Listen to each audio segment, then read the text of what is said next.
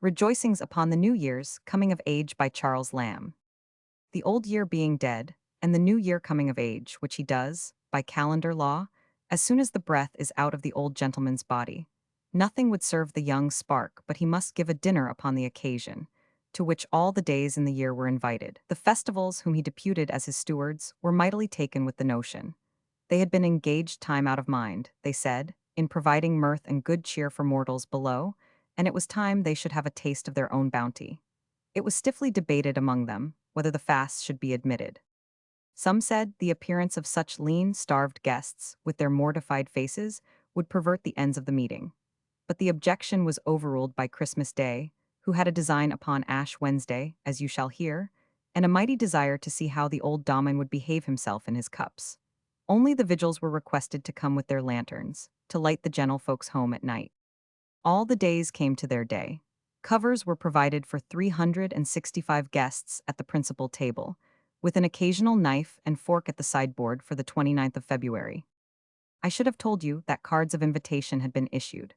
The carriers were the Hours, 12 little, merry, whirligig footpages, as you should desire to see, that went all round, and found out the persons invited well enough, with the exception of Easter Day, Shrove Tuesday, and a few such movables, who had lately shifted their quarters. Well, they all met at last, foul days, fine days, all sorts of days, and a rare din they made of it. There was nothing but hail. Fellow Day, well met, Brother Day, Sister Day. Only Lady Day kept a little on the aloof and seemed somewhat scornful. Yet some said 12th Day cut her out and out, for she came in a Tiffany suit, white and gold, like a queen on a frost cake, all royal, glittering, and epiphanous. The rest came, some in green, some in white, but old Lent and his family were not yet out of mourning. Rainy days came in, dripping, and sunshiny days helped them to change their stockings. Wedding day was there in his marriage finery, a little the worse for wear. Payday came late, as he always does, and Doomsday sent word he might be expected. April Fool, as my young lord's jester, took upon himself to marshal the guests, and wild work he made with it. It would have posed old Arapater to have found out any given day in the year, to erect a scheme upon. Good days, bad days, were so shuffled together, to the confounding of all sober horoscopy. He had stuck the 21st of June next to the 22nd of December, and the former looked like a maypole siding a marrowbone. Ash Wednesday got wedged in, as was concerted, betwixt Christmas and Lord Mayor's days. Lord, how he laid about him! Nothing but barons of beef and turkeys would go down with him, to the great greasing and detriment of his new sackcloth bib and tucker. And still Christmas Day was at his elbow, plying him the wassail bowl till he roared and hiccuped, and protested there was no faith in dried ling, but commended it to the devil for a sour, windy, acrimonious, censorious, hypocritical mess, and no dish for a gentleman. Then he dipped his fist into the middle of the great custard that stood before his left-hand neighbor, and daubed his hungry beard all over with it, till you would have taken him for the last day in December, it so hung in icicles. At another part of the table, Shrove Tuesday was helping the 2nd of September to some cock broth, which courtesy the latter returned with the delicate thigh of a hen pheasant, so there was no love lost for that matter. The last of Lent was sponging upon Shrovetide's pancakes, which April Fool perceiving, told him he did well, for pancakes were proper to a Good Friday. In another part, a hubbub arose about the 30th of January, who, it seems, being a sour puritanic character, that thought nobody's meat good or sanctified enough for him, had smuggled into the room a calf's head, which he had cooked at home for that purpose, thinking to feast thereon incontinently. But as it lay in the dish, March Manyweathers, who is a very fine lady and subject to the megrims, screamed out there was a human head in the platter, and raved about Herodia's daughter to that degree, that the obnoxious viand was obliged to be removed. Nor did she recover her stomach till she had gulped down a restorative, confected of oak apple, which the merry 29th of May always carries about with him for that purpose. The king's health one being called for after this, a notable dispute arose between the 12th of August, a zealous old Whig gentlewoman, and the 23rd of April, a new-fangled lady of the Tory stamp, as to which of them should have the honor to propose it. August grew hot upon the matter, affirming time out of mind the prescriptive right to have lain with her, till her rival had basely supplanted her, whom she represented as little better than a kept mistress, who went about in fine clothes, while she, the legitimate birthday, had scarcely a rag, and see.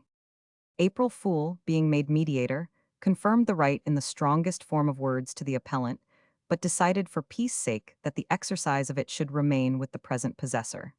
At the same time, he slyly rounded the First Lady in the ear, that an action might lie against the crown for by Jenny.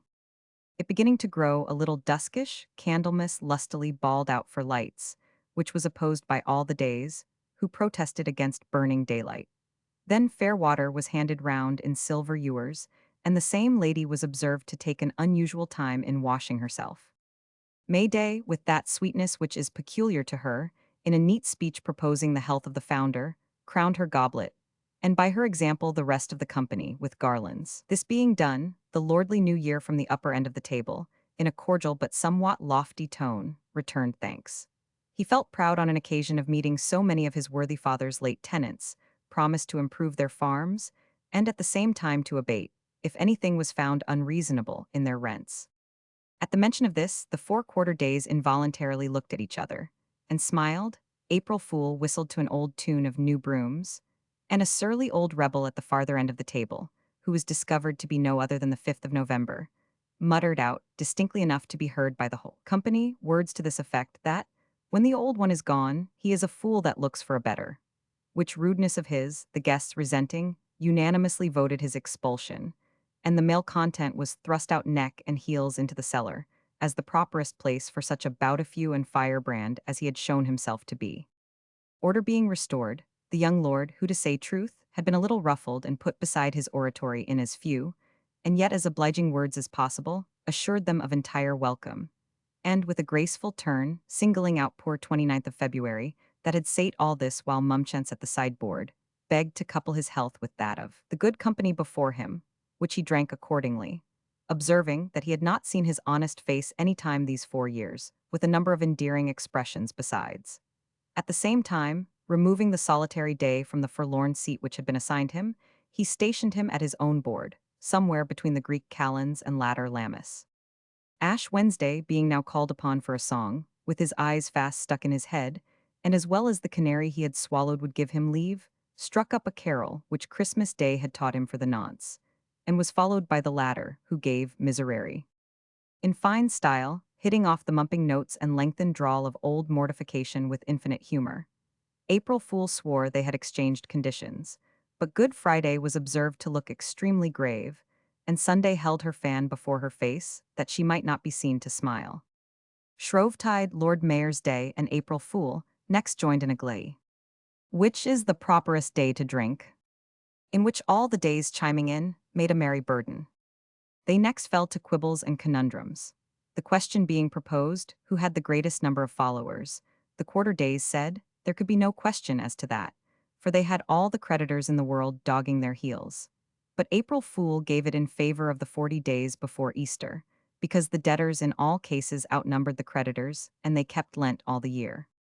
All this while, Valentine's Day kept courting pretty May, who sate next him, slipping amorous billet doux under the table, till the dog Days, who are naturally of a warm constitution, began to be jealous and to bark and rage exceedingly. April Fool, who likes a bit of sport above measure, and had some pretensions to the lady besides, as being but a cousin once removed, clapped and hallooed them on, and as fast as their indignation cooled, those mad wags, the Ember Days, were at it with their bellows to blow it into a flame, and all was in a ferment, till old Madame Septuagesima, who boasts herself the mother of the days, wisely diverted the conversation with a tedious tale of the lovers which she could reckon when she was young, and of one Master Rogation Day in particular, who was forever putting the question to her. But she kept him at a distance, as the chronicle would tell, by which I apprehend she meant the almanac.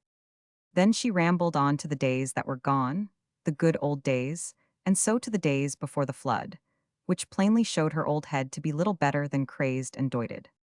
Day being ended, the days called for their cloaks and great coats, and took their leaves.